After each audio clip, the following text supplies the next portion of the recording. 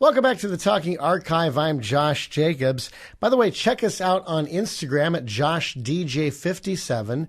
That's JoshDJ57. Also, if you haven't done so, subscribe to our YouTube channel and get updates about the latest interviews. And our conversation continues now with radio personality, voiceover talent, and actor Terence McGovern. And last time he shared some wonderful stories about Elvis Presley. And Terry shares some more. Molly and I went in 1971 to the Oakland Coliseum. And in those days, no iPhones.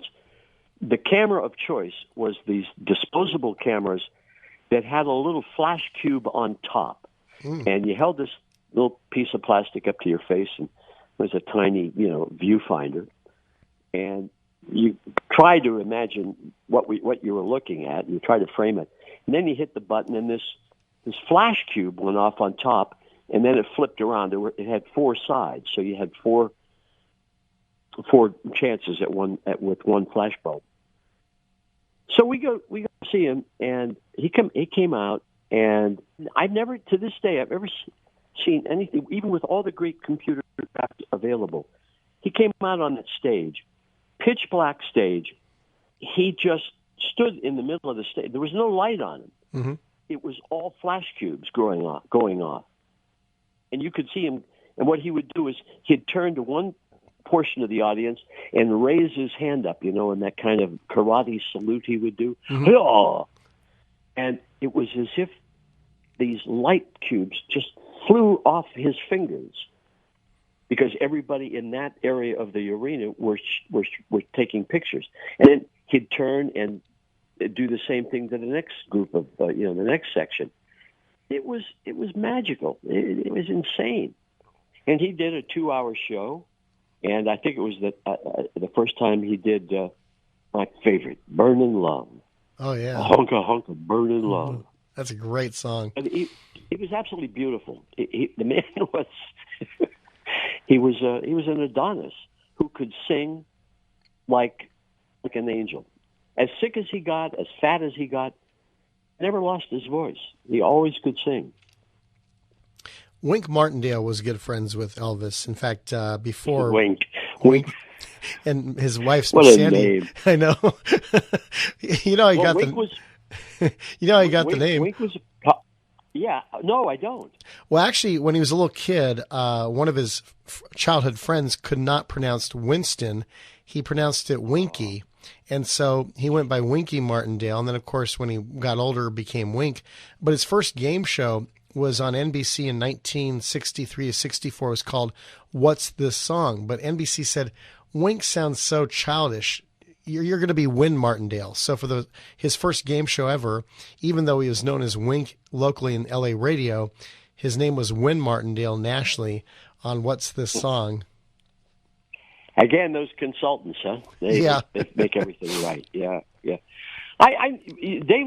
were, as Jim Lang and those guys were my colleagues in Metro Media, KMET, KSAN. When I was on KSFO, our station in LA was KMPC. Jeez, I lost it. KMPC. KMPC, yeah. Mm-hmm. Yeah, we were owned by Mr. Gene Autry. What a character, Jesus! But in those days, if you owned radio stations, you could own 7 in the country. Wow! And you could own 7 AM stations. I don't think AMs were even considered a commodity. You could own 7 AMs, and you could own 4 television stations. Now, San Francisco has, what do we have, 25 stations here? Mm-hmm. I think there are 3 companies that own them all. And it's the same in LA. It's the same everywhere. It is, yeah. That, too, has not exactly fostered a perpetuity of our chosen art form. Mm-mm. It also was our undoing. That because it was a great regulation. It made sense. It was. You have to compete. Exactly. But the fact that you can own 4 and 5, 6 radio stations in one market, what is that? It's absurd. Yeah, I mean, it's in Palm Desert where my dad lives, KESQ Channel 3, which is the ABC affiliate, and KPSP Local CBS 2, those are both owned by the same company. And so you'll see KESQ Channel 3 News on Channel 2. An hour after that newscast is broadcast on Channel 3. It just is weird. I'm like, wait a minute. This is just not right. This just doesn't make sense. Kind of like KTTV Channel 11 is now owned by Fox Group, just like Channel 13 is. So they'll run KTTV Fox 11 News at 10 on Channel 11, and then at 11 o'clock, KCOP Channel 13 will repeat that broadcast that was just aired on Channel 11. The same is true of many of the syndicated shows they have, like Channel 9 is owned by by CBS, and so is Channel 2. So Dr. Phil will be on at, 4 o'clock on Channel 2, but then he'll be on at 7 o'clock on Channel 9, or Judge Judy, the same thing. And someday, if there is a God, he won't be on anything. Well, there you go. I mean, I live in hope. I mean, local television is going through the same thing. I mean, people just aren't watching it like they used to. If you got cable, I'm hooked into the national stuff, CNN, MSNBC. Yeah. I'll even take a peek at Fox to see what they're up to. But I don't watch local news like I used to. Well, the only thing really they have locally is the morning shows, which do better in the ratings than like Today and Good Morning America, or whatever the CBS local national show is called this year, because that has had so many names, I can't even keep track of it now. But it used to be even on the networks, like, for instance, CBS would have kids programming from 7 to 8 a.m. with Captain Kangaroo, and then from 8 to 9 you had Charles Kuralt with a more lighthearted take on the news with CBS This Morning. And then, Good Morning America and Today were on the other networks. So CBS had a good counter programming. That's one thing that, in my opinion, network executives have forgotten about, is the counter programming. It seems like every station has the same genre, so there's nothing to choose from, when beforehand each station would counter program, so at least you had a choice on what genre you could choose from. I think CBS, in my opinion, I crowned this myself, they have the curse of canceling Captain Kangaroo, which they did 40 years ago, because CBS's morning news show has never been out third place. It's always been a distant third. And they've tried numerous hosts. I mean, Bill Curtis was a good host to start off with, but then with Diane Sawyer, but then she got promoted. So they put former Miss America Phyllis George, and she had a disastrous interview that pretty much killed that format. And Curtis went back. Who did she interview? I forget who it was, but there were these people that were arguing with one another, and she said, why don't you give each other a hug? And I think it was like, I don't remember what it was, but it was a disastrous interview. Phyllis George. Phyllis George. Oh, my God. Whatever happened to Bill Curtis, though? Yeah, he had that great. He had the great syndicated series about criminals or something. I forget what it was. Yeah, he vanished. Yeah, he's been doing the Decades TV, which is a sub channel that CBS owns that shows classic shows, and so he's been doing Decades Binge for a couple of years and doing good with that. And then I think he went back to local television as well for many, many years after he was very pompous, very kind of ponderous and pompous, but yet he had a charm to him. He was good. He did good work. Yeah, and it's just too bad that he couldn't be with if he had been with Diane Sawyer longer, maybe it could have bitten into Today and Good Morning America's ratings, but it just they took Diane Sawyer out too quickly and replaced her with somebody that just wasn't that good. And that was the downfall of that. And then, in the middays, it used to be after Good Morning America and those news shows were done with, you had either talk shows, game shows, or repeats of sitcoms. And now it's just a continuation of Today and GMA. And I'm like, this is like, it's like they should call it Good Afternoon America at the point they're going, because they keep on extending it more and more, or Good Day America. Yeah. Do you know, have you ever heard of Planet Pootwaddle? No, I haven't. I'll be damned. I haven't listened to them in a few years, but Michael Sheehy, who used to work at when KNX or KNT, the CBS station had an FM back in the 70s and 80s when I lived there. It was mellow rock. It was a really well programmed. guy named Michael Sheehy. Mm-hmm. I know his name in KNX FM. Yeah, KNX FM, right, exactly. So he opened up his own radio station. I don't even know if Michael's still alive, but I used to listen to it all the time, and now it's, I don't know, I don't know what happened. I guess got out of the habit of listening to it. But he programmed the entire thing 24 hours a day, 7 days a week, and he computerized it. And I don't know how he paid the licensing. I asked him every time I talked to him, he said, because there was no commercials, a little bit of subsidy, but I just think he ran it under the radar. Still to this day, the most fantastic mix of music I have ever heard in my life. Yeah, it's great recorded music with a heavy kind of leaning into Western music. Not so much country, the Bob Wills, that kind of swing Western music, and rhythm and blues and jazz, and the mixture was just absolutely magical. Planet Pootwallow. Okay, Planet Pootwallow. Yep, for it, and I don't even know if that's still in my phone. I should give it a listen. Yeah, I'll check it out because I know that KNX FM has been recreated. Douglas C. Brown is part of that. So is Steve Marshall and a couple of others. I don't know if Michael Sheehy is. The mellowsound.net. Well, the last I heard, Michael wasn't in the best of health, so I'm not so sure that's how he's doing. But yeah, it was the first the first internet station that I was aware of that really made sense and was great listening. God, it was fun. Yeah, Planet Pootwallow. Plant Pootwallow. I like the name. Yeah, the mellowsound.net is where you can hear KNX FM now. And they've got about, I think, 2,500 songs on the playlist. A coworker of mine described KNX FM this way. It focused on the singer-songwriters, the way that freeform FM rock stations did for rock and roll, KNX FM did for the singer-songwriter. So they featured the singer-songwriters. They also featured mellow tracks from rock artists. So you'd hear like Going California by Led Zeppelin would be an example of that. They also played artists that were hits in England only, like Cliff Richard, Camel, early Alan Parsons, early Genesis. Then they played artists that were popular in the LA and Bay Area circuit, groups like Sneaker and LaRue and Ambrosia. And well, see, that's what Tom Donahue did in the late 60s. Tom Donahue, there was a burgeoning thing going up here of rock and roll bands. They were being born here. Santana and Jefferson Airplane. Oh, yeah. And, Janis and all these great performers who really came out of San Francisco. And Tom was really smart. He bought, you were talking about an FM station earlier that wasn't paying its bills, and Art LeBeau or somebody came in and took care of the debt.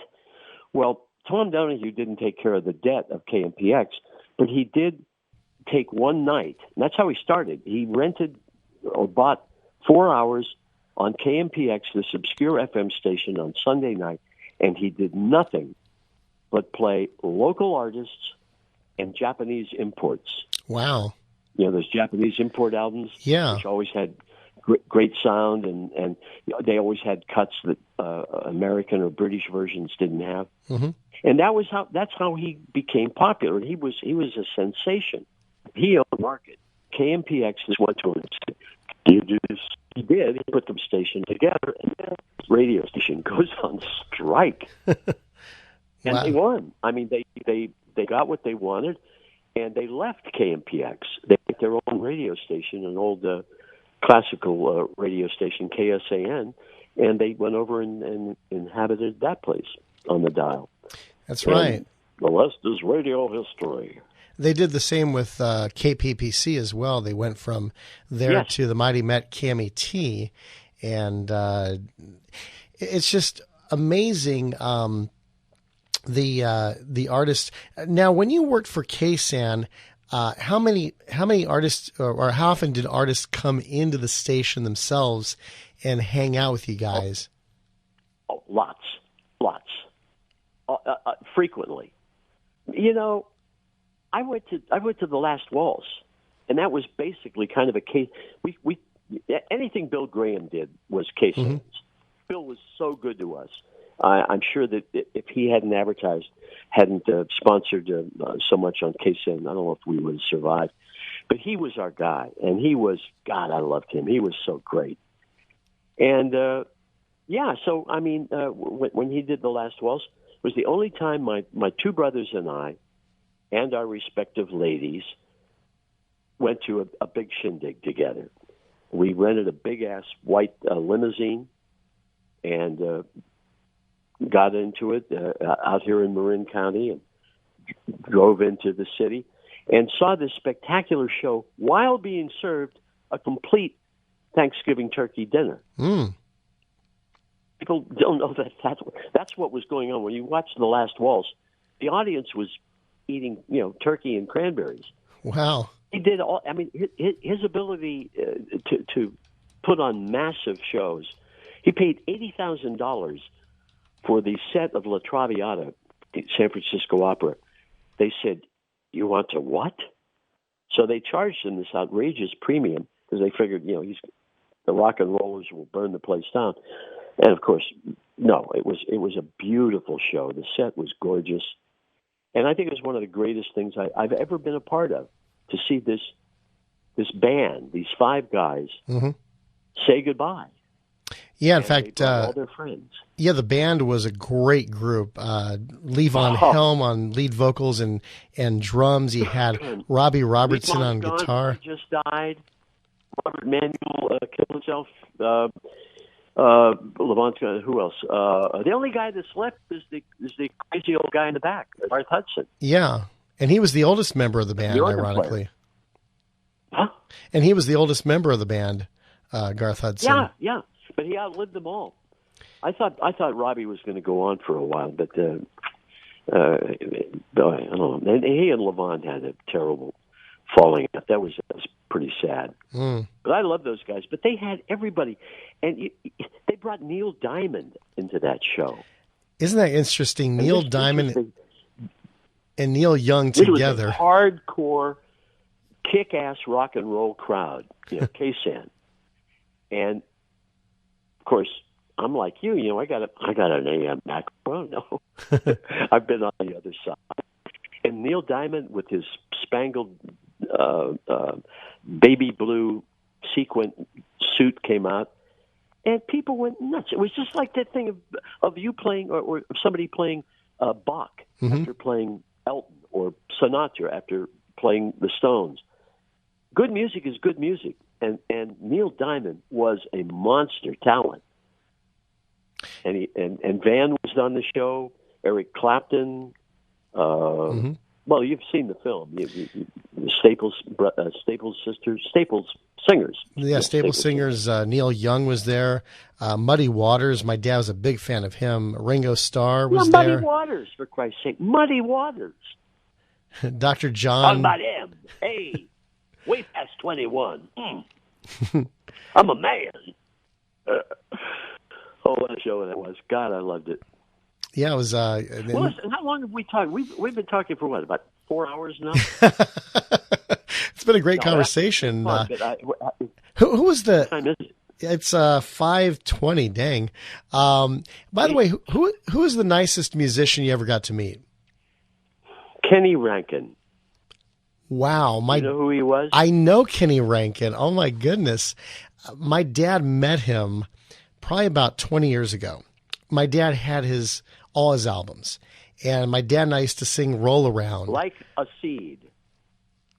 Like a seed. I don't know if you have access to playing music on the radio. I don't know if that, but you talk about just throwing one into the mix. Play anything by Kenny Rankin. Mm-hmm. I was talking about Mel Torme, that beautiful, high-range, lyrical voice. And plus, he was a kick-ass guitar player. Mm-hmm. I opened for him. I was doing stand-up. Really quiet. He would stop during a show in a nightclub. Pretty temperamental. But he had every right to do that because his music, it was like listening, it was from God. Mm-hmm. It was like Mozart, He was anointed. And so, good pals. And he was certainly the nicest, most talented. Kenny Rankin. Yeah, wow. My dad got to meet him. He was performing at this supper club in Southern California. There was probably about 30 people in the audience. It was a really small venue. And he came over to my dad's table where my dad and his wife were, and they talked to my dad probably for at least half an hour. He was a great guy. He was just a sweetheart from the Bronx, and he was as handsome. Jesus Christ, was he gorgeous? I mean, he was gorgeous, you know, that dark sort of leading man look. But, I mean, he was absolutely gorgeous. And he could sing and play the guitar. Listen to his Blackbird sometime. Blackbird, you know, McCartney song. Yeah. This is the Talking Archive. We're in the middle of a conversation with actor, radio disc jockey, and voiceover talent Terence McGovern. And next time, Terry talks about one of my favorite movies growing up. It actually was filmed in my hometown in Eagle Rock. He has some great stories about that. Also, some stories about Flip Wilson, a pre-Urkel Jaleel White, and how he became the voice of Launchpad McQuack on both DuckTales as well as Darkwing Duck.